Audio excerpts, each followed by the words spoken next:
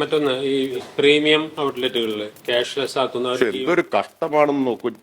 പ്രധാനപ്പെട്ട രണ്ട് കാര്യം ഇവിടെ പറഞ്ഞിട്ട് അതിനെപ്പറ്റി ഒരു അക്ഷരം ചോദിക്കാനില്ലാതെ നിങ്ങൾക്ക് കള്ളിന്റെ കാര്യം മാത്രമേ ചോദിക്കാനുള്ളൂ എന്ന് പറഞ്ഞു. പൂർണ്ണമായി പറഞ്ഞു കഴിഞ്ഞല്ലോ. അല്ല ഞാൻ ചോദിക്കുന്നത് ഇത് സംബന്ധിച്ച് എന്തെങ്കിലും ചോദ്യം ഉണ്ടെങ്കിൽ അത് കഴിഞ്ഞിട്ടാവാമല്ലോ. ഇതിനാണ് ക്ഷീരമുള്ളവർ അകിടിൻ ചുവട്ടിലും ചോര തന്നെ എന്ന് മാറ്റിയിട്ട് കള്ള് തന്നെ കൗതുകം എന്ന് പറയേണ്ടതെന്ന് തോന്നുന്നു. ഒരല്പം ക്ഷമ കാണിച്ച് ഞാൻ പറഞ്ഞ ഈ കാര്യത്തെ പറ്റിയിട്ട് എന്തെങ്കിലും ചോദ്യം, അല്ലെങ്കിൽ മിനിസ്റ്റർ പറഞ്ഞത് തെറ്റാണ്, മിനിസ്റ്റർ ഇങ്ങനെ വന്ന് തെറ്റായ കാര്യം പറയാമോ എന്നൊക്കെ ചോദിച്ചിട്ട് പതുക്കെ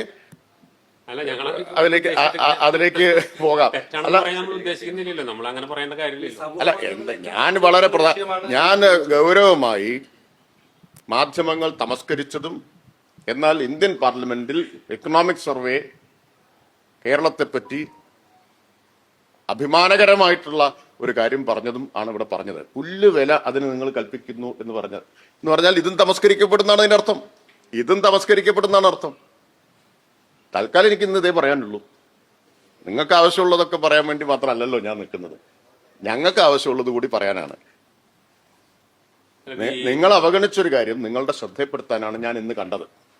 അപ്പൊ അത് നിങ്ങൾ വീണ്ടും അവഗണിക്കുകയാണ്.